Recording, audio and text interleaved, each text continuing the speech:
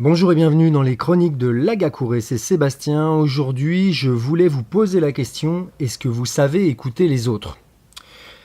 C'est le sujet de ce podcast sur l'écoute aujourd'hui, parce que dans la vie professionnelle, dans le travail d'équipe, en amitié, que ce soit en amour, ou de toute façon dans toutes les relations interpersonnelles, l'écoute, elle est capitale. Mais est-ce que vous savez réellement écouter ? Ne pas écouter ses parents à un certain âge, c'est normal, ou ses profs, c'est fréquent, mais après. Attention, ça n'a rien à voir avec le fait d'être à l'aise quand on parle ou qu'on ait le contact facile. Je vais vous donner un exemple. Par exemple, votre femme ou votre mari rentre et vous raconte sa journée, ses collègues difficiles, ses clients, son patron, etc. Et puis, alors il ou elle vous raconte ça et vous dites « oui, oui ». Mais à ce moment-là, est-ce que vous êtes réellement en train d'écouter ? Et puis, est-ce que vous êtes jamais posé la question, d'ailleurs, quand vous racontez quelque chose, de temps en temps, ça sonne pas véritablement, ça sent pas l'écoute profonde, quoi. Donc ça, c'est vraiment pas une chose facile de réellement écouter. On pense trop souvent qu'il suffit de tendre l'oreille, mais c'est pas du tout ça, écoutez. Imaginez que je vous parle de mon problème de couple, et que vous m'expliquez directement comment ça s'est passé votre divorce, ou vous allez me donner des conseils, etc., etc. Mais au lieu de m'écouter, ce que vous venez de faire simplement, c'est de me voler la parole. Moi, j'avais envie de vous parler. Et trop souvent, nous rebondissons suite à une phrase qu'on a entendue, et puis c'est une phrase qui fait écho à notre passé, écho à notre souvenir. Et puis on se met à parler. Donc qu'est-ce qu'on fait ? On coupe la parole, et en fait, en définitive, on vole la parole. Ou alors, de temps en temps, on ponctue par un « Ok, et puis sinon, ça va ton travail ?» Là, ce qu'on vient de faire, c'est qu'on vient de dévier. L'autre est en train de vous dire quelque chose. Vous n'avez pas spécialement envie de rentrer dans le sujet, vous déviez. Alors si c'est l'effet voulu, c'est très bien. Maintenant, si vous l'avez fait machinalement, je vous invite juste à réfléchir à, c'est pas l'image que l'on donne, mais à la sensation que l'autre peut avoir quand elle vient vous parler d'un problème. Et puis que plutôt que de lui dire « Ok, là je suis pas disponible, je suis en train de faire autre chose, ou tu me raconteras tout à l'heure, etc. » Ça, c'est être honnête. Plutôt que de partir sur de l'honnêteté, vous êtes sur une technique, alors je ne vais pas dire qu'elle est malhonnête, mais vous dites « Oui, oui, oui ».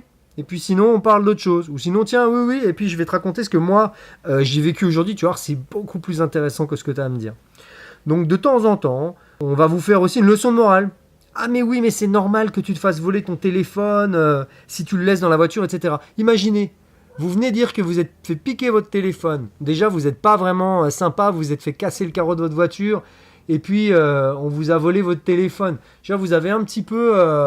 vous êtes un petit peu énervé, vous venez dire ça à quelqu'un et vous dit « Mais oui, mais c'est normal, tu te fais voler ton téléphone, je te l'ai déjà dit, etc. » La leçon de morale, quoi. On n'a plus 12 ans et c'est pas quelque chose qu'on aime recevoir quand on a un problème. On aimerait peut-être, même si dans le fond c'est vrai que le téléphone ne doit pas rester sur le siège de la voiture, peut-être que c'est la 3e fois qu'on le dit, j'en sais rien, mais on préférerait recevoir à ce moment-là des paroles réconfortantes, une oreille attentive, plutôt qu'un jugement de valeur ou une leçon de morale. Ou pire encore, vous en avez lourd sur le cœur, et puis à peine vous avez commencé à vous confier à la personne que vous avez en face, que l'autre vous donne déjà des précieux conseils qui sont bidons. On n'a même pas entendu la fin de votre phrase, qu'on est déjà en train de vous donner des conseils. Est-ce que vous croyez que la personne qui est en face, elle va mettre en application vos conseils dès lors qu'elle n'a même pas fini de dire ce qu'elle avait envie de dire, et peut-être elle n'a même pas conscientisé, parce que le fait de parler, d'expliquer quelque chose à quelqu'un, se livrer, c'est aussi conscientiser et rationaliser un petit peu ce que l'on a dans notre fouillis à l'intérieur de notre tête, et peut-être qu'on aurait besoin de se confier à quelqu'un aussi pour parler simplement, et puis pour mettre des mots. Et l'autre, il vous donne déjà des conseils sans vous avoir entendu. C'est-à-dire vous avez les conseils sans avoir réalisé ce qui s'était réellement passé. Donc je sais que vous voyez au travers de ces exemples là où je veux en venir.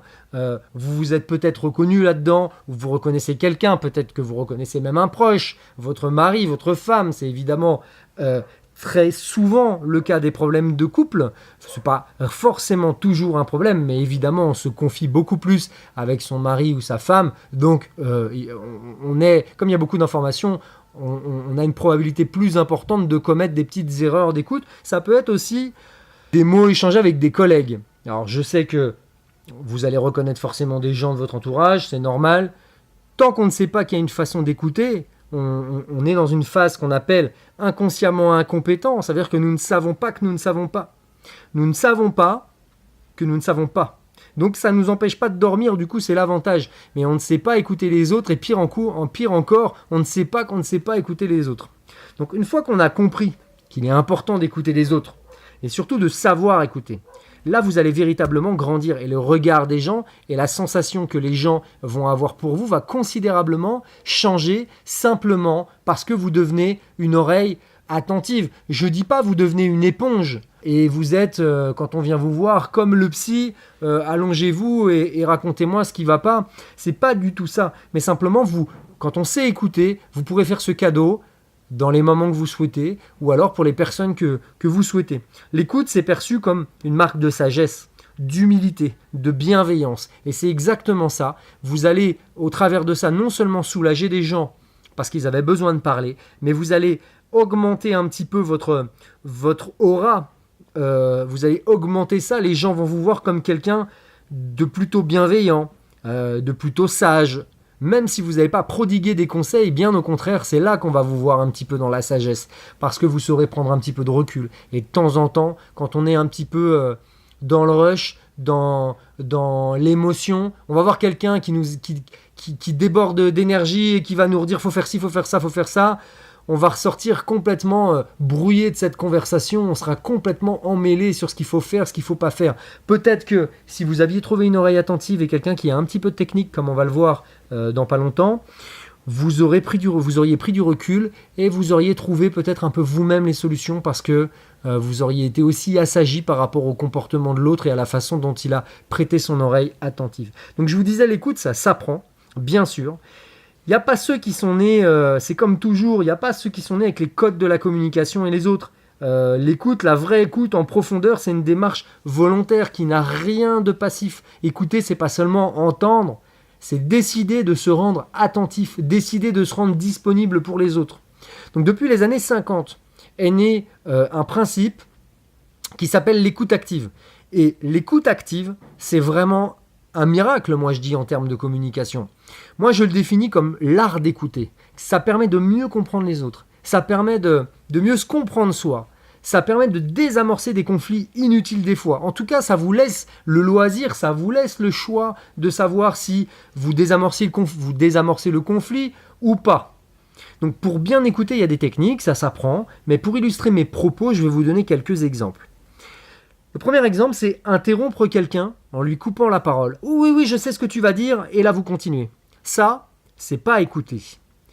Ne pas interrompre quelqu'un, le laisser aller au bout de son idée, ça, c'est l'écouter selon les principes de l'écoute active. Donner des conseils, tu devrais faire comme ça, moi si j'étais toi, je ferais ça, etc. Ça, ce n'est pas écouter. Les gens qui font ça, ils n'écoutent pas. Ils ont leur moi-je. On pourrait le voir plus tard au travers de formations qui sont sur les chroniques de Lagakure, mais cette version de soi-même égocentrée, le moi-je, ressurgit très souvent à l'intérieur de nos attitudes, de nos comportements. C'est notre ego qui n'est pas suffisamment nourri. Et là, quand quelqu'un vient vous donner un conseil, « Ah, moi, si j'étais toi, je ferais ça, moi, si, etc., etc. » C'est le moi-je. Il ne vous écoute pas. Il est en train de flatter son ego inconsciemment. On pourrait apparenter ça à de l'orgueil, où c'est le moyen de flatter son ego. En tout cas, ça, ce n'est pas écouter. Reformuler ce qui vient d'être dit. Ah, si je comprends bien, tu as du mal à trouver du temps pour toi en ce moment, etc., etc. Ça, c'est une des phases de l'écoute active. La reformulation, ça, c'est écouter. Un dernier pour la route, ramener les choses à soi. Tu vas pas bien, ah mais oui c'est comme moi il y a 2 ans, tu te rappelles quand j'ai eu du mal et en plus j'avais remonté la pente, etc. Ça c'est pas écouter, c'est encore votre moi-je qui ressurgit. Moi j'ai envie de parler. Écoute ce que j'ai à te dire, c'est beaucoup plus intéressant que ce que tu es en train de me raconter. Ton divorce, il est beaucoup moins intéressant que le mien. Et en plus, regarde, je te remets dans la figure que moi aujourd'hui j'ai remonté la pente, etc. C'est pas dur, tu vas voir. Est-ce que vous pensez que l'autre a envie d'entendre alors qu'il divorce l'histoire de l'autre divorce de l'autre en lui coupant la parole et en lui disant tu vas voir, c'est pas dur, moi j'y suis arrivé, hop, toi t'as qu'à y arriver. Je pense pas.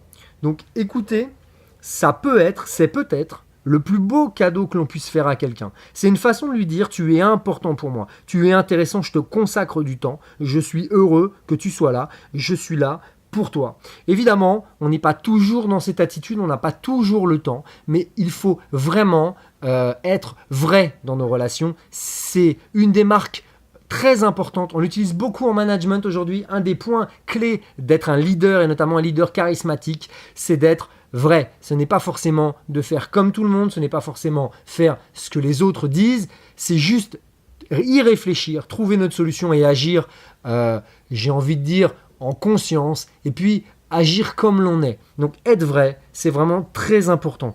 Si ce sujet vous intéresse et que vous voulez en savoir plus, je vous mets en lien en dessous de ce podcast, que vous soyez sur YouTube, sur SoundCloud, sur iTunes, je vous mets en lien sous ce podcast un article que j'ai fait qui est sur le site internet Agakure Pro.